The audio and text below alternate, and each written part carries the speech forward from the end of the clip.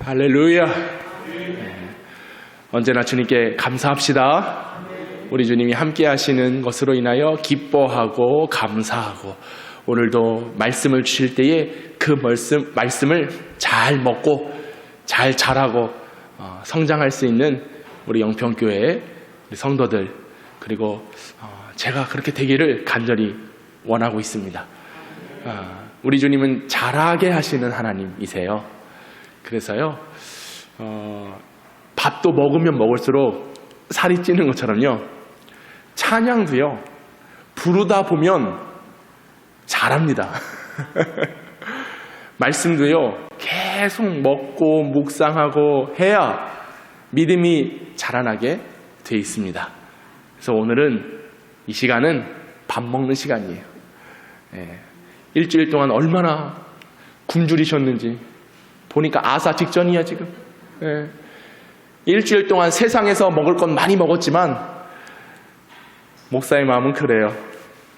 하루라도 더 나와서 한 번이라도 더 말씀을 들으면 얼마나 좋을까, 말씀을 먹으면 얼마나 좋을까. 그런데 다행히 살아서 오셨네. 오늘 주시는 말씀 잘 먹고 잘 소화해서 예수 그리스도를 닮아가 주님께 영광 올려드릴 수 있기를 주님의 이름으로 축원합니다. 여러분, 코이의 법칙 들어보셨습니까? 코이의 법칙. 저 물고기인데요, 코이는요 일본 붕어 종류 중에 하나인데요, 비단 잉어과에 속합니다. 근데 저 코이라고 하는 저 물고기를 어항에 넣잖아요. 어항에 넣으면 5에서 8cm, 한 요만큼 자란대요. 근데 어항이 아니라 연못에 넣어두면 12에서 25cm 정도 자랍니다. 근데 요 놈을 강물에다 넣으면요 1m 20까지 자라는 거예요. 그래서 지금 저 한 외국인이 이렇게 저 정도 크기가 맞나 싶을 정도로 코이의 법칙이 바로 저것입니다. 사전적 의미로는 그렇습니다. 비단 잉어의 하나인 코이가 환경에 따라 성장하고 크기가 달라지듯이, 잘 들어보세요, 사람도 환경에 비례해 능력이 달라진다. 이게 사전적 의미의 코이의 법칙입니다. 저 작은 물고기가요, 어항에 있으면 피레미에 불과해요. 그런데 연못에 심겨지고 강에 있으면 그 크기가 점점 커지게 된다라고 하는 것이죠. 물고기뿐만 아니라 식물도 마찬가지입니다. 작은 식물을 조그만 종이컵만한 화분에 심잖아요. 그러면 그 크기에 맞춰서 커요. 여러분, 혹시 요만한 곳에 심겨진 식물이 나무가 되는 거 본 적 있으세요? 없어요. 그럼 어떻게 해야 됩니까? 분갈이를 해줘요. 그러면 또 그 크기에 맞는, 그 화분 크기에 맞는 만큼 이 식물이요 성장합니다. 땅에 심어보세요. 나무가 될 줄로 믿습니다. 커지는 거예요. 어느 곳에 심겨져 있고 어떤 환경에 처해 있느냐에 따라서 물고기가 8cm까지 크느냐, 아니면 120m까지 자라느냐. 저는 어려서부터 저희 부모님이 콩나물 공장을 해가지고 콩나물을 먹고 자라는 환경이 콩나물밖에 없었어. 그러니 키가 여러분, 우리가 어떤 환경에 있느냐 중요합니다. 코이의 법칙입니다. 내가 바라보고 있고 내가 느끼고 있고 내가 거처하는 환경에 따라서 얼마든지 성장하고 능력이 커질 수 있어요. 그런데 그 크기는 커지는 것을 거부하고 난 어항이 좋아, 여전히 어항 속에 살려고 하는 사람들, 나의 믿음의 분량이 커질 수 있음에도 불구하고 나는 모종이야 모종, 분명히 나무가 될 수 있는 싹이 보이는데 나는 여기가 좋아, 이만큼 이대로 살아도 나는 감사해. 그저 주어진 환경에 거기에 만족하며 머물러 있다면 성장은 없는 것입니다. 비단 물고기나 식물뿐이겠습니까? 사람도 마찬가지예요. 사람도. 한 신혼부부가 아이를 낳았습니다. 아이를 낳고 아이가 돌이 됐어요. 돌 정도 되면 걷습니다. 기어다니기도 하고요. 좀 늦는 아이들은 좀 돌 지나서 걷기도 하지만 이 아이가 성장이 좀 늦는 거예요. 아니, 분명히 기어다녀야 되는데 잘 기지도 않아. 이쯤 되면은 좀 일어나서 걸어야 되는데 잘 안 걸어. 이상하다. 근데 이 신혼부부가 당시 어려워가지고 집이 지하 단칸방이었어요. 그 지하 단칸방은요, 늘 벽지가 곰팡이, 장판은 습기가 있어가지고 눅눅하니, 그래서 그 바닥에 아이를 앉혀놓을 수 없어서 조만한 이불 하나 깔아놓고 그 펴진 이불 위에 올려놓으니 이 아이가 거기에만 있는 거예요. 그래도 다행히 이사할 계획이 생겼어요. 해가 들어오는 좋은 집에 이사를 가게 됐습니다. 그래서 이사를 준비하는 동안 이 아이를 형님 댁에 아이를 맡겨뒀어요. 형님 댁은 그래도 좀 잘 살았어요. 좀 넓고 쾌적한 공간이었는데 한 일주일 정도 짐을 정리하고 또 새 집으로 들어가니까 도배벽지 깨끗하게 하고 이제 이사를 마친 후에 그 돌쟁이 된 아이를 데리러 형님 댁에 갔습니다. 띵동띵동 초인종을 누르고 현관문이 열리는 순간, 아니 일주일 전에는 걷지도 않고 그냥 바닥에 눌러 앉았던 그 아들이 아빠 하고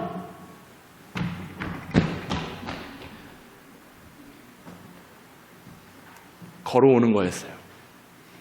어떤 차이였느냐? 이 아이도 느낀 거예요.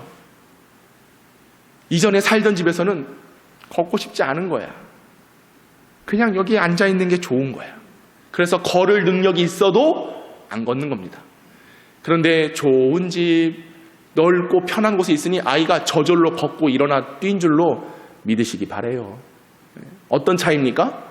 환경의 차이예요. 물고기가 어디에 있느냐, 어항에 있느냐, 강에 있느냐, 그 크기가 달라집니다. 우리 사람도 마찬가지입니다. 우리가 주님을 믿고 하나님을 따라가며 주시는 말씀을 잘 먹고 성장해야 될 줄로 믿습니다. 그런데 내가 서 있는 환경, 내가 살아가는 환경이 아무리 말씀을 주고 은혜를 주고 감동을 준다 할지라도 여전히 육신의 환경에 처해 있으면 일어설 생각을 못하는 겁니다. 걷고 뛰어나가야 되는데 내가 여전히 세상이라는 곳에 여전히 육신적인 일에 빠져 있으면 일어나지 못하는 거예요. 같은 물고기라도 어항에 있으면 피람입니다. 그러나 강물에서 기르면 대어가 될 줄로 믿습니다. 같은 식물이라도 화분에 심기면 잡초에 불과해요. 하지만 땅에 심기면, 좋은 땅에 심기면 나무가 되고 숲을 이루어 수많은 새들이 와서 곁들여 쉴 수 있는 그런 안락한 장소가 된다라고 하는 것이죠. 저와 여러분은 어떻습니까? 어떤 환경, 어떤 모습, 어떤 신앙의 상태를 가지고 살아가고 있습니까? 사람도 중요해요. 여러분, 우리는 영적인 존재들입니다. 하나님을 믿습니다. 할렐루야. 예수님을 통하여 구원을 받았습니다. 오늘도 나의 삶은 내가 주장하는 삶이 아니라 하나님의 이끌린 삶, 예수 그리스도의 보혈의 은혜를 힘입어 오늘 주님 앞에 나와서 찬송하고 예배하고 있는 주님의 자녀들이요 그리스도인입니다. 이것은 단순히 이루어진 게 아니에요. 성령 하나님께서 내 속에 역사하시고 성령의 충만한 이끄심 때문에 오늘 우리가 이곳에 앉아 있는 것입니다. 그럼에도 불구하고 여전히 나의 환경이 죄의 악습을 끊어버리지 못하고 세상의 풍습을 따르고 육체의 일을 행한다면 그런 환경 속에서는 영적인 존재, 그리스도인 하나님의 자녀로 살아갈 수 없어요. 아니, 살아가지 못해요. 그러면 인간으로서, 그리스도인으로서 몸된 교회의 일꾼이지만 주님께서 내게 맡겨주신 직분이 있고 해야 될 일들이 있지만 여전히 내가 죄와 육신과 세상을 바라보는 가운데 그런 환경에 처해 있다면 우리는 성장할 수가 없습니다. 일어설 수가 없는 거예요. 그래서 오늘 본문에는 성령의 일과 육체의 일, 이 두 가지를 나누어 설명하고 있습니다. 오늘 본문 19절, 21절에 이렇게 되어 있는데요. 육체의 일은 분명하니 곧 음행과 더러운 것과 호색과 우상 숭배와 주술과 원수 맺는 것과 분쟁과 시기와 분냉과 당 짓는 것과 분열함과 이단과 투기와 술 취함과 방탕함과 또 그와 같은 것들이라. 전에 너희에게 경계한 것 같이 경계하노니 이런 일을 하는 자들은 하나님의 나라를 유업으로 받지 못한다. 육신의 환경에 처해 있는 자들은 이런 일들을 나도 모르는 사이에 하게 돼 있어요. 왜? 거기에 최적화되게끔 내가 그렇게 몸이 반응하기 때문에 그렇습니다. 누구는 음행하고 싶어서 음행합니까? 아니요. 환경이 음행의 환경에 놓여 있으면 음행하는 것입니다. 누구는 뭐 싸우고 싶어서 싸웁니까? 아니요. 환경 자체가 여전히 싸우고자 하는 마음에 불타오르는 그런 시기와 그런 분열함과 투기함이 있으면 싸움이 일어나는 거예요. 누구는 방탕하고 싶어서 방탕합니까? 아니요. 육신의 일을 쫓다 보면 방탕하게 되는 거예요. 깨어서 기도하고 말씀을 가까이 하고 늘 우리는 주님을 바라보며 주만 바라볼지라가 이어지지 않으면 우리는 방탕하게 되어 있습니다. 마음과 생각을 사단에게 빼앗기게 되어 있습니다. 순간 그 틈에 사단은 와서 가라지를 뿌려놔요. 그럼 나도 모르는 사이에 가라지가 얼마나 잘 자라는지. 신기한 건 가라지는 조만한 컵, 조만한 화분 속에 있는데 그것은 쑥쑥쑥 자랍니다. 희한해요. 아무리 내가 믿음으로 살고 성령에 충만하여 살려고 할 때는 부단히 애를 써도 안 되는데, 죄라고 하는 것은, 육적인 일이라고 하는 것은 나도 모르는 사이에 음행과 더러운 것과 방탕함과 우상숭배와 원수와 시기, 분냄, 당짓기, 분열함과 이단과 투기가 나도 모르는 사이에 막 자라나는 거예요. 왜? 내가 여전히 죄의 습성을 끊지 않고 하나님을 믿으면서도 여전히 하나님을 믿는 믿음의 모습으로 살지 않으며 예수 그리스도의 보혈의 능력으로 나의 모든 죄가 씻겨졌음에도 불구하고 그 죄 씻음의 고백을 행하지 않으면 우리는 또다시 돌이켜 이전의 과거, 죄를 짓던 그 악습을 끊어버리지 못하는 존재가 된다라고 하는 것입니다.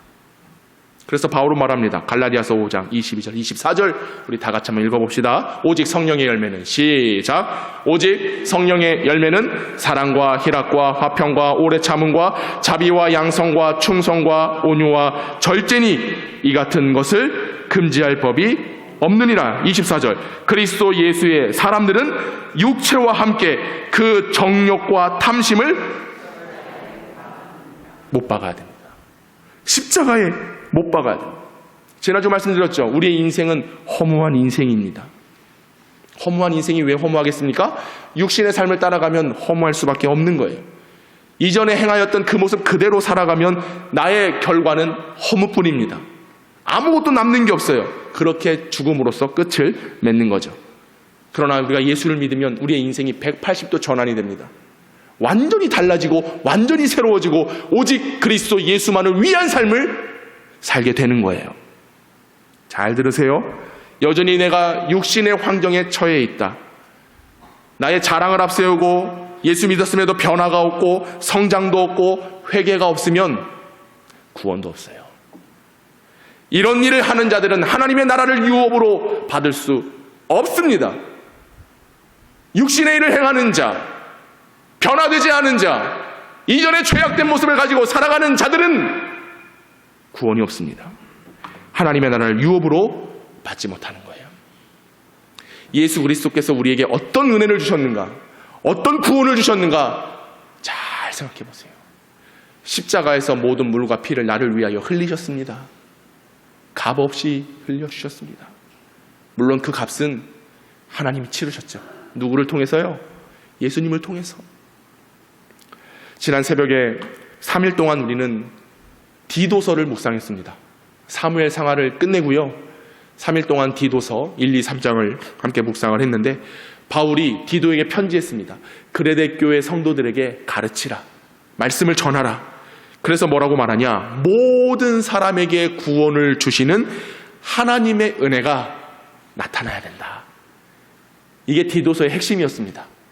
모든 사람들, 우리로 표현하자면 우리 모든 영평의 성도들에게 구원을 주시는데 구원을 주시는 그 하나님의 은혜가 나타나야 된대요.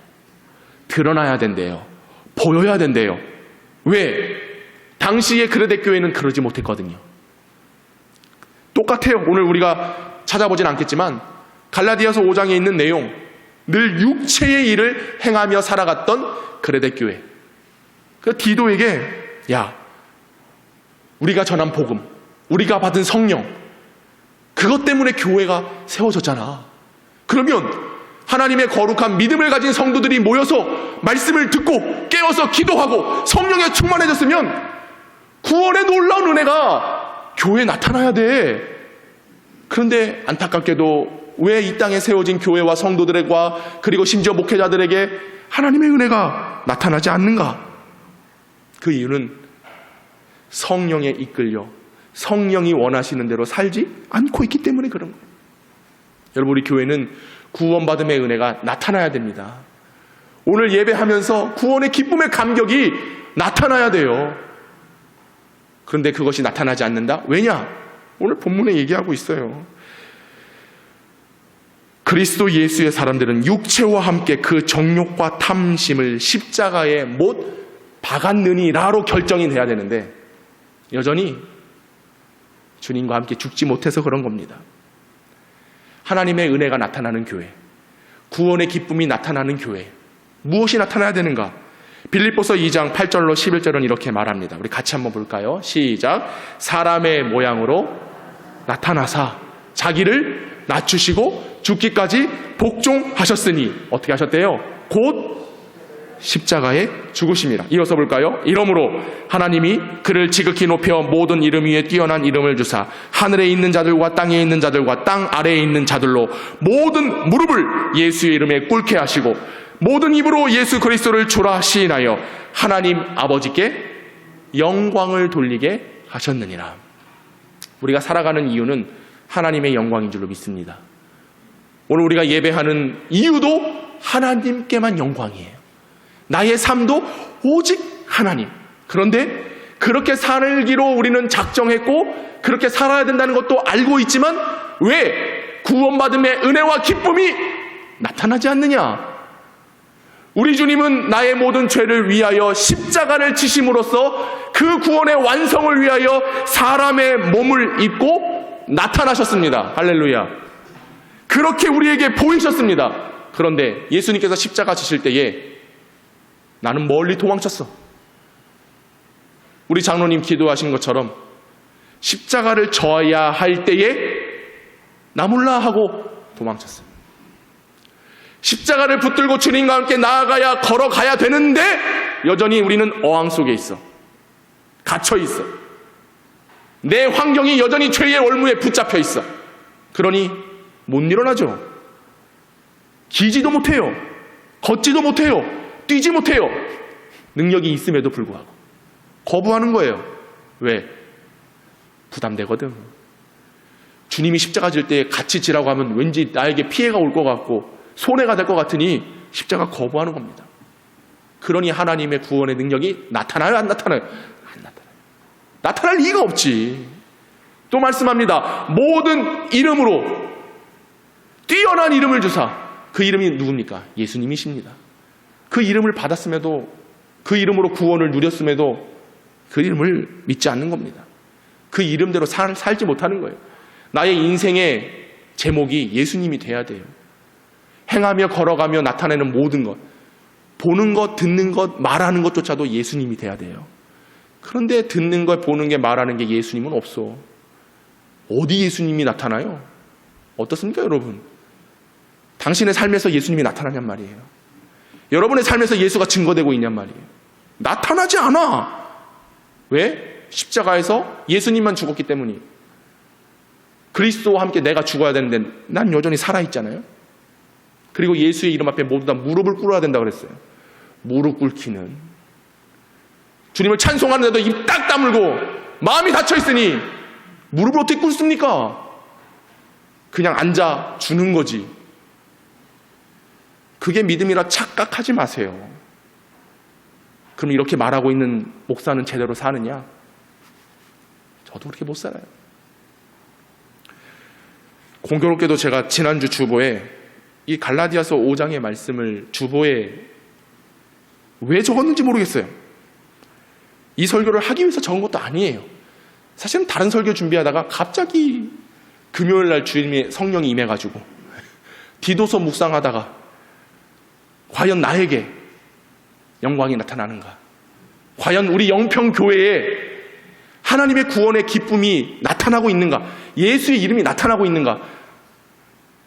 우린 여전히 어항 속에 조그만 화분에 길러지고 있는 성장이 없는, 변화가 없는 모습은 아닐까? 여러분 한번 눈으로 한번 따라와 보세요. 갈라디아서 5장 주보에 있는 겁니다. 모든 율법은 내 이웃을 내 몸과 같이 사랑하여라 하신 한 마디 말씀 속에 다 들어 있습니다. 그런데 여러분이 서로 물어뜯고 잡아먹고 하면 피차 멸망하고 말터이니 조심하십시오. 성령의 열매는 사랑과 기쁨과 화평과 인내와 친절과 선함과 진실과 온유와 절제입니다. 이런 것들을 막을 법이 없습니다. 하지만 우리가 성령으로 삶을 얻었으니 우리는 성령이 인도해 주심을 따라 살아가야 됩니다. 할렐루야. 여러분이 거하고 있는 환경이 어떤 환경이십니까? 성령의 열매를 맺는 환경이십니까? 말씀을 듣고 한 말씀, 한마디 말씀이래요. 그 한마디의 말씀이 예수님이 구원하신다인 줄로 믿습니다. 하나님이 우리를 사랑하신다인 줄로 믿습니다. 성령이 나를 이끌어 가신다인 줄로 믿습니다. 요 한마디예요. 요 한마디가 있냔 말이에요. 이게 없으면 성장이 없어요. 변화가 없어요. 주님 앞에 나아갈 수가 없어요. 자꾸 우리는 왜 육적인 이런 반응들이 나타나는가? 죄의 증상이기 때문에 그렇습니다. 죄의 증상. 뭐 별거 아닌 일에도 짜증이 확 날 때가 있어. 왜? 우리는 죄의 습성을 이미 가지고 있기 때문에 그렇습니다. 충분히 가지고 있음에도 불구하고 욕심이 막 생겨. 이게 죄의 증상이에요. 오늘도 말씀을 듣고 야, 내가 그렇게 살아야지 라고 결단하는데 또 넘어질 수밖에 없는 환경이 우리 눈앞에 펼쳐져 있습니다. 왜? 이미 나의 걸어가는 삶은 죄의 환경으로 물들어져 있기 때문에 그런 거예요. 이런 증상들이요, 죄의 증상들이 막 나타나요. 그러면 육적으로 본다면 우리 육신이 아파하고 피곤해오고 병들었을 때에 반드시 증상들이 따르게 돼 있습니다. 그런 증상이 일어나면 빨리 가서 약 먹어야 돼요. 그죠? 요즘 독감이 너무나 유행합니다. 그러면 목이 좀 칼칼하네, 좀 오한이 있네, 기침이 나네. 그거 방치해둡니까? 방치해둔 사람 어리석은 사람이죠. 어떻게 해야 돼요? 빨리 저 OK 내과로 가야 돼. 그래서 거기서 치료를 받든지 온누리 약국에 가서 약국을 타 드시든지, 그게 또 아니라 더 심각하다 그러면 좀 큰 병원 가야죠. 그래서 수술을 받든지 해야 됩니다. 증상이 나타나면 우리 몸 관리하면서 그렇게 하잖아요. 안구 건조증에 걸리면요, 눈이 뻑뻑하고요, 따갑고요, 시력이 나빠지는 증상이 나옵니다. 허리가 쑤시잖아요. 요통이 찾아올 때 되면 다 알아요. 우리는 비가 오려나, 막 무릎이 쑤셔. 날씨가 흐릿흐릿하니 이상하네. 대번에 압니다. 종아리가 땡겨오고요, 엉덩이가 뭉치고요. 그러면 대번에 허리 요통이 찾아와요. 어깨가 아프다. 막 목이 막 뭉치면서 긴장이 되고 스트레스가 생기면서 막 몸이 쑤십니다. 그럼 스트레스 받으면요, 막 머리털이 빠져요. 머리가 휘어져요. 목이 막 쉬고 아파요. 입이 막 바짝바짝 타들어가는 듯 마릅니다. 지금 입이 막 타네요. 방금 말씀드린 증상들이요, 지금 제가 갖고 있는 질병들의 증상입니다. 눈이 이상하고 허리가 아프고 어깨, 목, 입이 마르고 머리가 얼마나 빠지는지 아세요? 이런 증상들이 나타온단 말이죠. 그럼 어떻게 해야 됩니까? 빨리 스트레스를 해결해야죠. 허리 아프기 전에 빨리 운동하고 스트레칭하고 해야 돼요. 그래야 완화가 됩니다. 죄의 습성들이 찾아와요. 죄의 모습들이 드러나기 시작해요. 그러면 그때 우리 어떻게 해야 돼요? 얼른 무릎 꿇고 기도해야죠. 얼른 주님 앞에 나아가야죠. 찬양은 악신이 떠나가게 돼 있습니다. 부르짖어야죠. 노래해야죠. 예배하는 자리에 서서 주님께 영광을 올려드려야 되죠.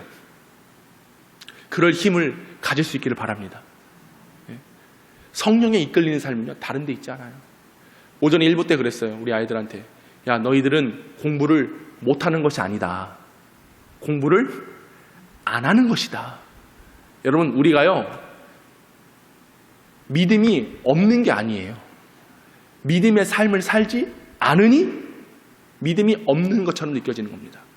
근데 신기한 건 누가 봐도 믿음 없어 보이는데 되게 자신은 믿음이 있는 것 같아. 누가 봐도 기도는 하나? 말씀은 읽나? 예배는 잘 드리나? 헌금생활 잘하나? 전도를 하나? 전혀 그런 게 보이지 않는데 본인은 스스로 나 정도만 돼도 이게 어항 안에 있는, 왜? 어항 안에 있는 물고기를 보면서 사람들이 뭐라 그래요? 아이고 잘했다, 예쁘다. 그러니 주는 먹이 받아 먹으면 자기가 마치 대단히 뭐 이쁘고 그런 것처럼 막 꼬리 살살 흔들면서 이런 것들이 지나간단 말이죠. 그게 우리의 모습이에요. 어항 속에 갇혀 있는데 마치 뭐가 된 것처럼, 뭔가 이룬 것처럼 착각이죠. 에베소서 4장 15절에 말씀합니다. 오직 사랑 안에서 참된 것을 하여 범사에 그에게까지 자랄지라. 그의 머리니 곧 그리스도라. 우리는 예수 그리스도의 장성한 분량까지 자라야 됩니다. 오늘 우리 영평교회 환경이 아유 이만하면 됐지, 여러분의 믿음이 아유 이 정도면 됐어 라고 만족한다면 그건 작은 피렘이에요. 그냥 잡초예요. 아무도 찾지 않는 바람 부는 언덕에 이름 모를, 그거 어떻게 알았어요? 잡초. 내 환경이 어떠한지를 잘 보세요. 아직도 내 옛자가 살아있다, 옛 성품이 그대로 있다, 그 모습 그대로다. 성령에 이끌려 살지 못하는 거예요. 성령의 충만한 역사가 초대교회에 임했을 때 모든 성도들이 다 변화되었습니다. 그게 누가 하라고 해서 하는 일입니까? 아니에요. 성령을 받으니 자발적으로 성령의 충만한 일들을 감당해 나가는 겁니다. 우리 영평교회가 어항 안에 있지 않기를 바라요. 우리는 큰 강물을 향하여 헤엄쳐 나가야 돼. 아니 어쩌면 물살이 쳐 올라올 때 그거를 거치르며 이기며 나아가는 영적인 그리스도인들이 되기를 원합니다. 저는 그런 목사가 되기를 원해요. 지난주 어떤 설교를 듣는데 어떤 큰 교회 목사님이더라고요. 그 큰 교회 목사님이 말하는데 내가 기분이 나빠가지고 꺼버렸어. 내가 당신 설교 이제 안 들으리라. 좀 쫌팽해 내가 속이. 어떤 말씀을 하느냐, 목사의 크기가 교회의 크기입니다 이러고 얘기하는 거예요. 그러면 자기는 몇천 명 목회하니까 자기의 크기가 몇천 명 크기라는 얘기잖아. 그럼 나는 우리 교회 50명 크기니까 나는 크기가 50명밖에 안 되는 거예요? 이런 말도 안 되는. 내가 그래서 아니다, 아니야. 왜? 우리 주님이요, 여러분 얼마나 크신 줄 아세요? 이 세상 모든 우주 만물을 창조하신 하나님이세요.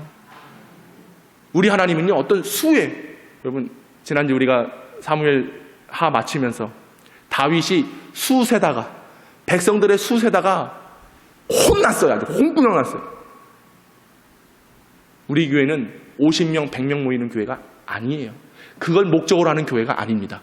우리는요 크신 하나님께 영광을 올려드리기 위한 목적으로 세워진 교회예요. 하나님이 크신 걸 봐야 돼요. 우리가 여전히 아유 나는 뭐 우리는 영평교회니까, 영평교회가 어때서, 제가 어때서, 그 크신 하나님을 믿는다면 믿는 자들에게 능치 못함이, 알면서도 왜 믿음으로 행하지 않냐고요. 능치 못함이 없는 것을 알면서도 그 말씀 믿지 못하니까 여전히 의심이 가득해가지고, 히브리서 5장에 말씀합니다. 때가 오래되었으므로 너희가 마땅히 선생이 되었을 터인데 너희가 다시 하나님의 말씀의 초보에 대하여 누구에게서 가르침을 받아야 할 처지이니 단단한 음식은 못 먹고 젖이나 먹어야 할 자가 되었도다. 이는 젖을 먹는 자마다 어린 아이니 의의 말씀을 경험하지 못한 자요. 때가 오래돼. 오늘 우리 영평교회는 45년의 때가 오래되었습니다. 그런데 여전히 선생이 되어야 마땅함에도 어린아이의 모습, 말씀의 초보에 있다라고 한다면 여전히 우리는 젖 먹고 있는 거예요. 엄지손가락 쪽쪽 빨면서 젖 먹고 있는 존재. 그 이유가 뭡니까? 의의 말씀을 경험하지 못하는 자들. 나는 오늘 주시는 말씀이 여러분들이 이 말씀을 먹고 성장하며 의의 길로 나아가는 그런 영적인 분별력을 갖고 승리하며 나아가길 축복합니다. 커야 돼요. 성장해야 돼요. 여전히 어항 속에 있어서는 안 되는 거예요. 강물을 헤치고 올라가야 되지요. 물고기도 어떤 환경에 있느냐에 따라서 크기가 달라집니다. 작은 식물도 어디에 심겨져 있느냐에 따라서 그만큼 크기가 자라나게 되는 겁니다. 오늘 우리가 주님의 보좌 앞에 믿음을 다하여 나아갈 때에 성령께서 이끄셨기에 우리는 이곳에 앉아 있습니다. 그 크신 하나님의 영광을 바라보며 우리는 믿음을 향하여 서 있습니다. 자격이 있던가요? 자격이 없어요. 오늘 우리는 예수 그리스도의 보혈의 능력으로 주님 앞에 나아가고 있습니다. 이 시간 우리에게 말씀을 주십니다. 은혜를 주십니다. 성령을 충만케 하십니다. 나타나야죠. 때가 되었습니다. 보여야죠. 언제까지 이곳에 있기를 원하십니까? 주님이 가라 하시면 가는 거고요. 주님이 행하라 하면 행하는 것이고요. 주님의 보혈만을 의지하며 나아간다면 그 어떤 것도 장애물이 되지 않습니다. 맡겨주신 일, 그 일들이 하나님의 영광이라고 한다면 육신의 일은 벗어버리고 성령에 이끌려 나아가는 영적인 그리스도인의 삶을 살아가기를 주님의 이름으로 축복합니다. 우리 교회가 그런 교회가 될 것입니다. 이 세상을 지배하며 주의 복음으로 물들어지며 하나님께서 담력을 주시고 힘을 주시면 주시는 그 은혜 가운데 능히 감당하고도 남을 만한 믿음의 역사가 우리 영평교회에 나타날 줄로 믿습니다. 보혈을 의지합시다. 힘있게 나아갑시다. 우리 함께 찬양하겠습니다.